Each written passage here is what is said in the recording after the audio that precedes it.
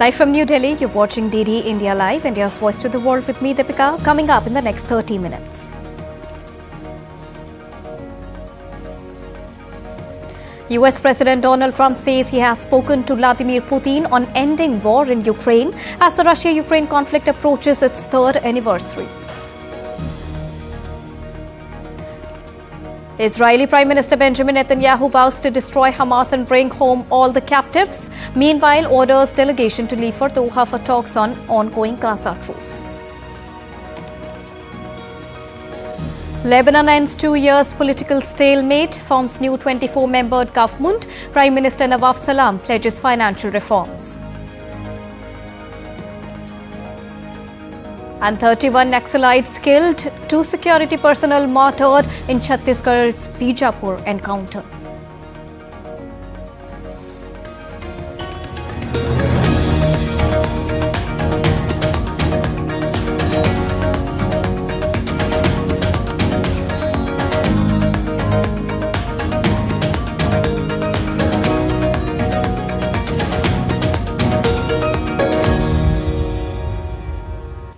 Very good afternoon to all our viewers joining us at this afternoon broadcast on DD India Live. Now let's begin with the top news of the hour.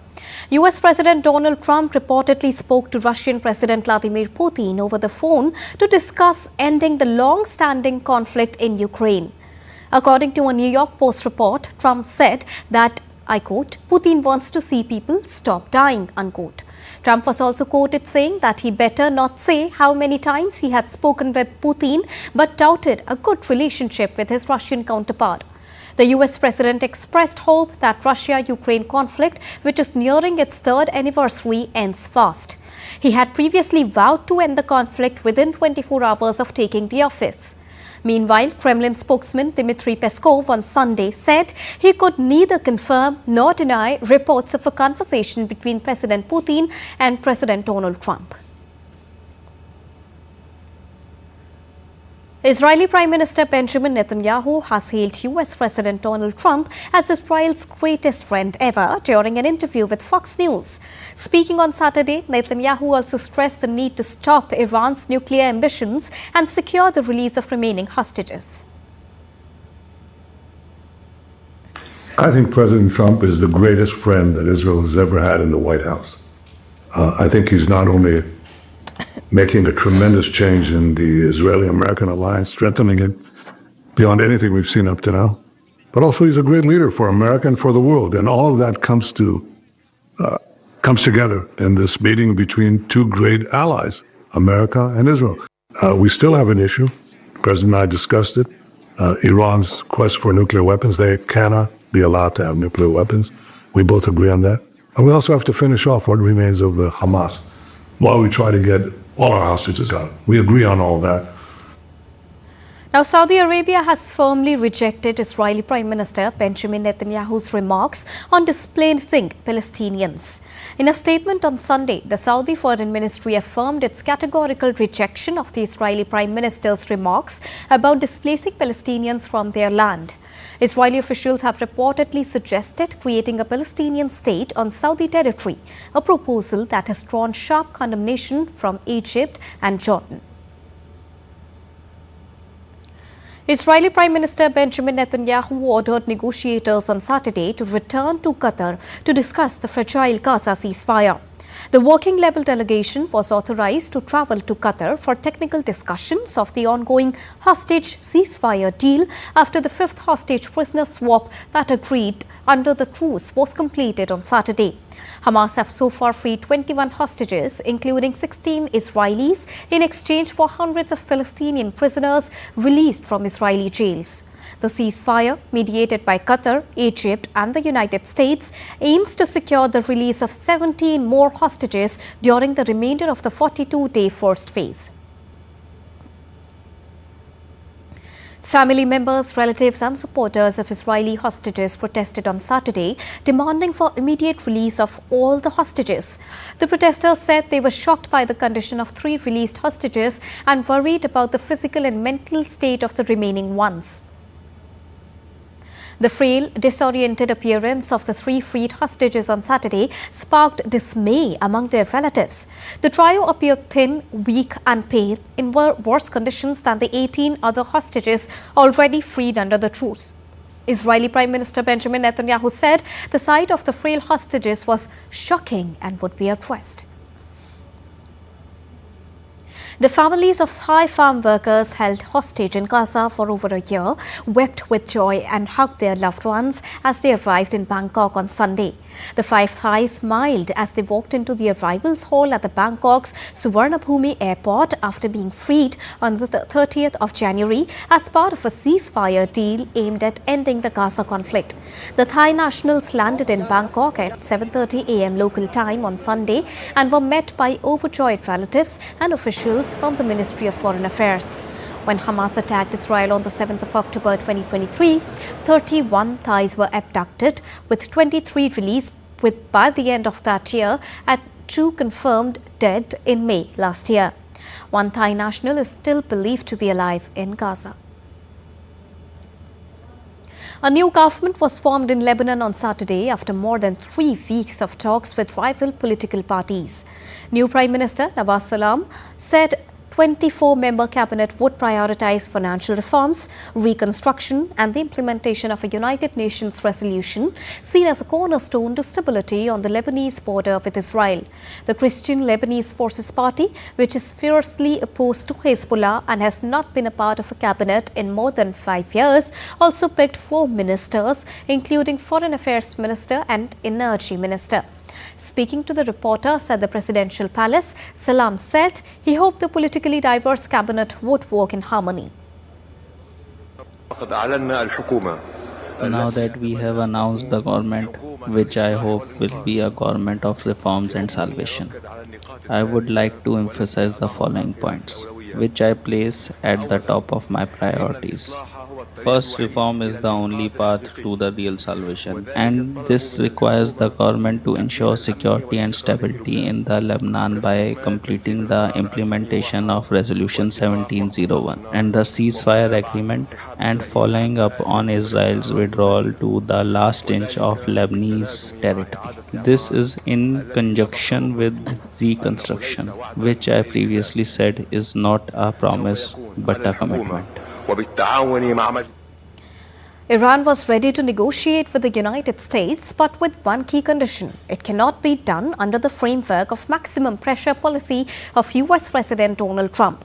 Iran's Foreign Minister Abbas Araghchi has made it clear that lifting sanctions will require negotiations, but not under the maximum pressure strategy, which would essentially be a form of surrender. This statement comes on the heels of Iranian Supreme Leader Ayatollah Ali Khamenei's urging to the government to avoid negotiating with Washington, labeling it a reckless approach. In 2015, Iran made a landmark deal with several world powers, including the US, to regulate its nuclear program in exchange for easing international sanctions. However, in 2018, Trump withdrew the US from the agreement and reinstated heavy sanctions on Tehran, despite opposition from European countries. Now, US President Donald Trump has revoked security clearances for former Secretary of State Antony Blinken and former National Security Advisor Jake Sullivan. The decision comes a day after Trump stripped the security clearance of former President Joe Biden, which would stop his access to daily intelligence briefings. Trump also revoked security clearances for Biden's Deputy Attorney General Lisa Monaco, who helped coordinate the Department of Justice's response to the 6th of January attacks. Trump also removed the clearances of the New York Attorney General Letitia James and Manhattan District Attorney Alvin Bragg, both of whom led cases against Donald Trump. Now, Ukraine's military reported an overnight drone attack by Russia targeting multiple regions. According to Ukraine's Air Force, 70 drones were shot down, while 74 failed to reach their targets, likely due to electronic warfare. 2 drones remained airborne as of the latest update. Now, the 3 Baltic states will connect to the European Union's power grid after they seamlessly severed Soviet-era ties with Russia's network, which is a shift motivated by security concerns. Estonia, Latvia and Lithuania, the former Soviet states that are now European Union and NATO members, have been keen to make the change since Russia attacked Ukraine in 2022. The war struck fear into the small Baltic countries that they too would be targeted. The staunch Ukraine supporters also worried that Russia would blackmail them via the electricity system. The Baltic states have been operating as a so-called energy island after decoupling from the Moscow-controlled electricity network early on Saturday. They have since tested their frequency or power levels to assure Europe their system is stable, according to Lithuania's state-run grid operator, Litgrid.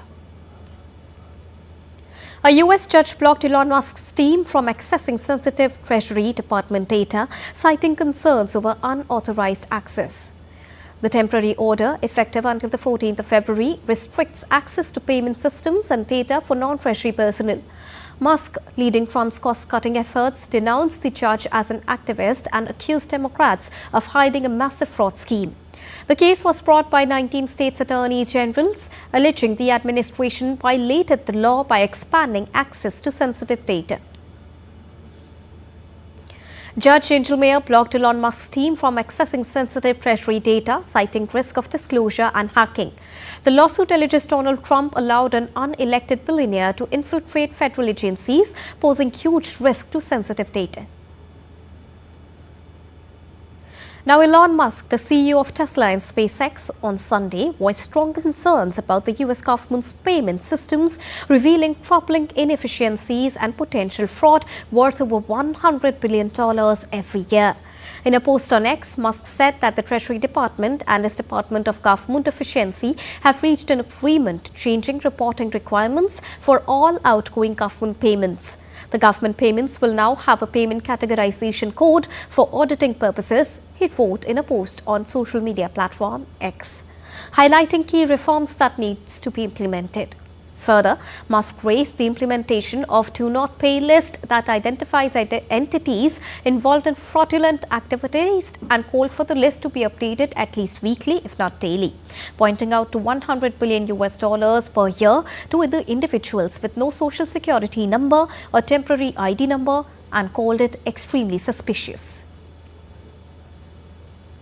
North Korean leader Kim Jong-un criticized trilateral military cooperation among the United States, Japan and South Korea for raising tensions in the region and vowed countermeasures, including the further development of nuclear forces. During a visit to the Defense Ministry on Saturday to commemorate the founding day of its army, Kim said that North Korea does not want unnecessary tension of the regional situation, but will take sustained countermeasures to ensure the regional military balance. US President Donald Trump, after a meeting on Friday with Japanese Prime Minister Shigeru Ishiba, said he would have relations with North Korea as they expressed concerns over its nuclear program. Now, Japanese Prime Minister Shigeru Ishiba expressed optimism that his country could avoid higher US tariffs, saying President Donald Trump had recognized Japan's huge investment in the US and the American jobs that it creates. Tokyo has so far escaped the trade war Trump unleashed in his first weeks in the office. He has announced tariffs on goods from Canada, Mexico and China, although he postponed the 25% duties on his North American neighbors to allow for talks. The escalating trade tension since Trump returned to the White House on the 20th of January threatens to rupture the global economy. Ishiba voiced optimism that Japan and the US can avoid a tit-for-tat tariff war, stressing that tariffs should be put in place in a way that benefits both the sides. Trump pressed Ishiba to close Japan's $68.5 billion annual trade surplus with Washington, but expressed optimism that this could be quickly done, given a promise by Ishiba to bring Japanese investment in the US to $1 trillion. New Zealand will relax visa rules to attract more foreign investors in an effort to stimulate economic growth. Immigration Minister Erica Stanford said the country's investor visa category would be made simpler and more flexible to encourage investors to choose New Zealand for their capital, skills and international connections. The changes are all set to take place from the 1st of April, following the government's recent relaxation of visa rules, allowing holiday makers to work remotely while visiting the country, aiming at boosting its tourism sector. After slipping into a technical recession in the third quarter of 2024, the New Zealand government is seeking ways to bolster growth. In January, it announced plans to set up Invest New Zealand, which is a part of the government's International Economic Development Agency, to serve as a one-stop shop for overseas investment. Now, at least 41 people were killed in a tragic bus accident in southern Mexico on Saturday. The bus with 48 people on board was traveling between Cancun and Tepesco that collided with a truck and resulted in deaths of 38 passengers, 2 bus drivers and a truck driver. Meanwhile, recovery efforts are still underway as officials continue to search the wreckage. Towards Acosta, the bus operator expressed deep regret over the incident via a Facebook post and pledged to work alongside authorities to uncover the cause of the accident. Now, polls have opened across Kosovo on Sunday in legislative elections taking place against a backdrop of an ailing economy and renewed tensions between ethnic Albanians and Serbs. Eligible voters will cast their ballots to elect 120 lawmakers among 26 political groupings and 1 independent candidate in what's being seen as a key test for incumbent Prime Minister Albin Kurti. Now, this is the first time since independence in 2008 that Kosovo's parliament has completed a full 4-year mandate. Over 2 million registered voters, including those in the diaspora, are casting their ballots to elect 120 lawmakers from 26 political groupings and 1 independent candidate. The outcome will significantly influence the direction of Kosovo's foreign policy and its economic development. We're heading for a short break, but still to come on DD India Live. Up next, we'll get you all the latest action from upcoming Paris AI Action Summit 2025.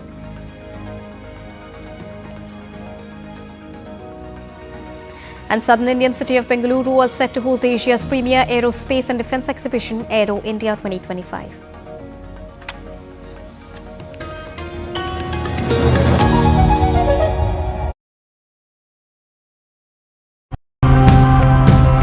Big cities now remind us of traffic, poor air quality, bad sanitation, concrete and little to no greenery. And it is our responsibility to figure out ways to improve our city life. Failing on segregating waste, which is extremely important. The moment you segregate waste, it's all in control. They can function efficiently and you can completely take advantage of the capacity of these processing centers only when waste is segregated at. The fungus is great for building, because through the mycelium, the root structure of the fungus that grows underground, and that interlinking creates a more stable material. People around each lake should come together and take the initiative to save their lakes.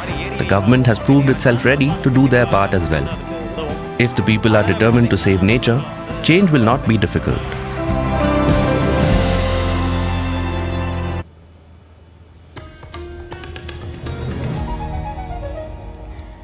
Welcome back after that short break. You're watching DD India Live.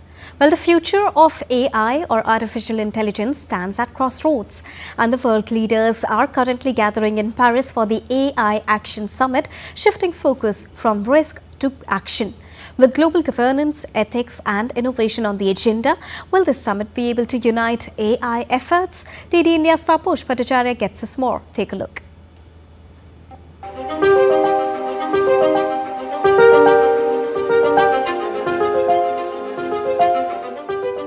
The future of artificial intelligence is at a crossroad. On February 10th, 2025, world leaders, tech giants and experts will gather in Paris for the AI Action Summit, a pivotal moment for AI's global trajectory. Now, what to expect in this particular summit? Unlike the previous summits in Bletchley Park and Seoul, where safety took center stage, France is shifting the focus from risk to action. The agenda? 5 key pillars. First, public interest AI, expanding AI benefits beyond tech giants. 2, future of work, how AI, that is artificial intelligence, reshapes jobs and industries. 3, innovation and culture, boosting AI creativity and inclusivity.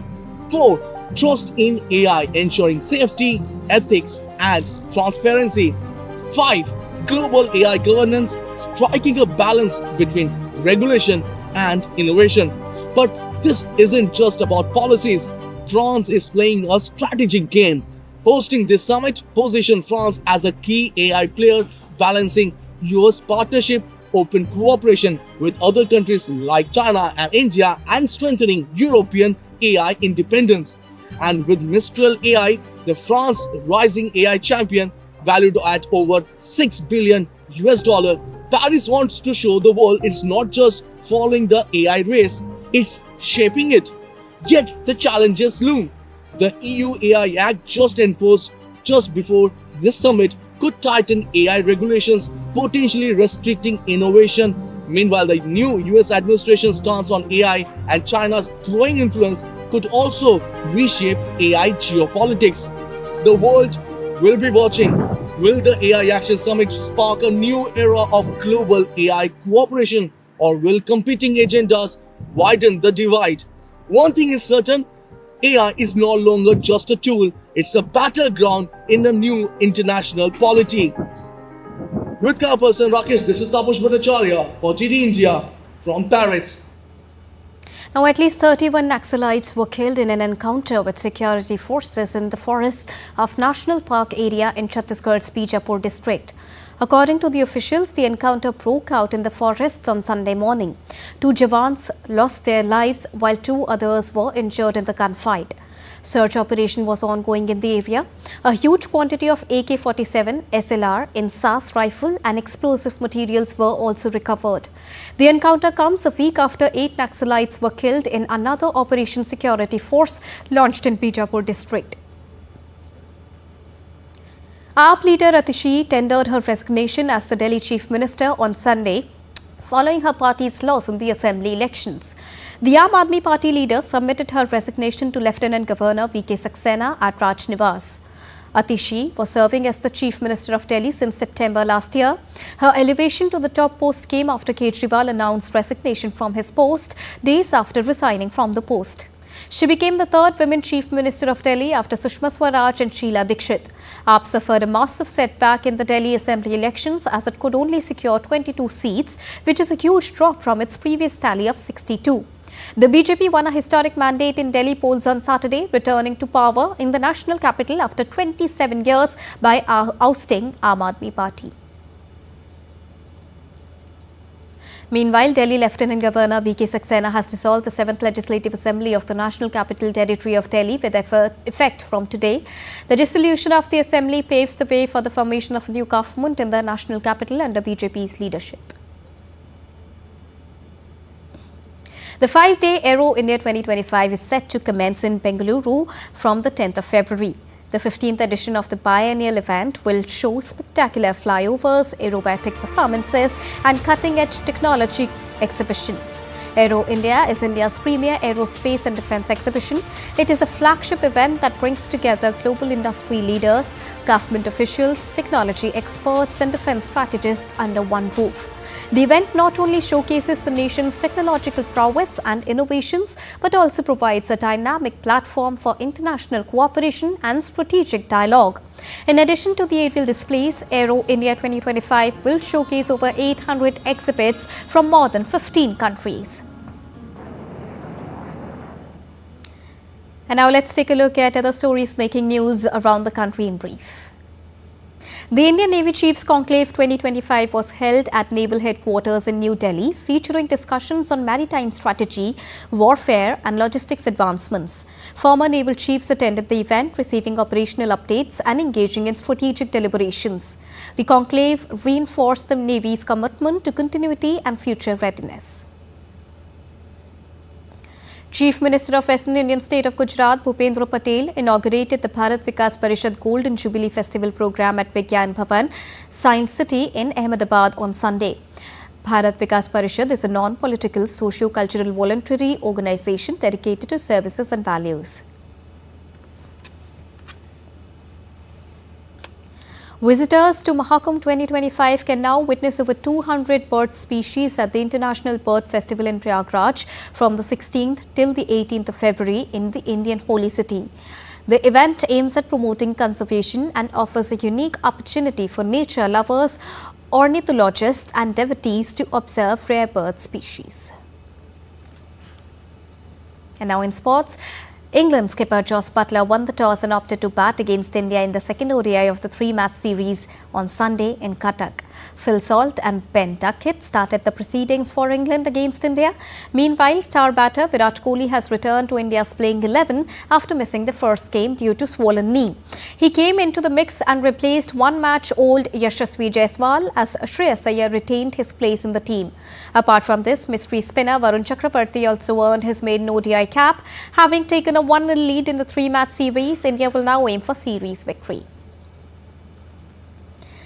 In tennis, Carlos Alcaraz scrapped his way into the final of the Rotterdam Open with a hard-fought three-set victory over Hubert Hurkacz. World number 3 Alcaraz overcame stubborn resistance from Hurkacz for a 6-4, 6-7, 6-3 victory to set up a clash with Australia's Alexei Minor in Sunday's finale. In another semi-final, de Minor brought to an end the extraordinary run of Italian qualifier Mattia Bellucci with a straight sets victory. De Minor was too consistent for the error-prone Bellucci, who was unable to repeat his earlier heroics against Daniel Medvedev and Stefanos Tsitsipas, going down by 6-1, 6-2. That's all for this edition of TD India Live, but do let us know your thoughts on the news of the day. For those on the go, you can get all the latest news and updates from the country and the world on the DD India mobile app. The app is available on both Android and iOS platforms. Scan the QR code on the screen to download it right now. We'll be back with more news as it breaks here on DD India. I am Deepika, and from all of us here in New Delhi, thank you so much for watching DD India Live. Namaskar.